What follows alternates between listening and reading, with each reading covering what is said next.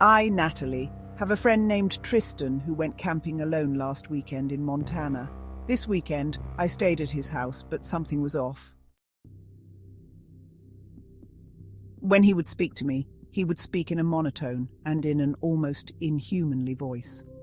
His normal vocabulary seemed alien compared to his current one. His behaviors and actions weren't normal either. If you knew Tris, you would know that he is very confident in his rather impressive posture. When he would walk, his back seemed strangely hunched as if he had an injury. When asked upon said posture, he stated that he injured his back but stuttered when saying injured, as if he had taken it from my question as a sudden excuse. Another strange behavior is that he seemed unfamiliar with his own house. He offered to make me a sandwich, but when making it he wasn't able to find the ingredients. This seemed rather off-putting, as he lives alone and there would be no way or reason for the materials to be out of place. He also frequently asked if I felt weird, specifically after eating. The food didn't taste weird, and I didn't feel any different. I still don't understand why he asked in the first place. During the night, I would hear eerie noises that didn't sound human. We slept in different rooms, and since things felt strange, I kept the door locked at all times.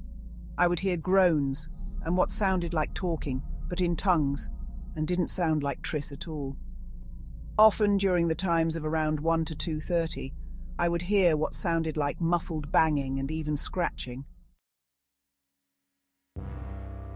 The smell of the house through the vents that were connected to our rooms smelled like meat. Not raw meat necessarily, but meat that had been left out for a while. It left my room smelling quite sour and would linger for what seemed like hours. I asked him why, and he replied by saying that he hadn't smelt anything at all. He looked sweaty and anxious when questioned. For my own sake, I excused the smell for being a dead rodent in the vents, even though it didn't feel right. On the second night, I woke up to the sound of heavy but restricted breathing and faint clawing noises coming from the vent. It also smelt rather awful. Usually at times like this, I tell myself that curiosity will get the best of me, and I shouldn't act during times like this, but something felt right about checking. I hopped on my bedside table to peer through my vent. To my surprise, there was nothing there, not even Tristan himself. Goosebumps flooded my arms and legs. For a second, I lost my ability to breathe.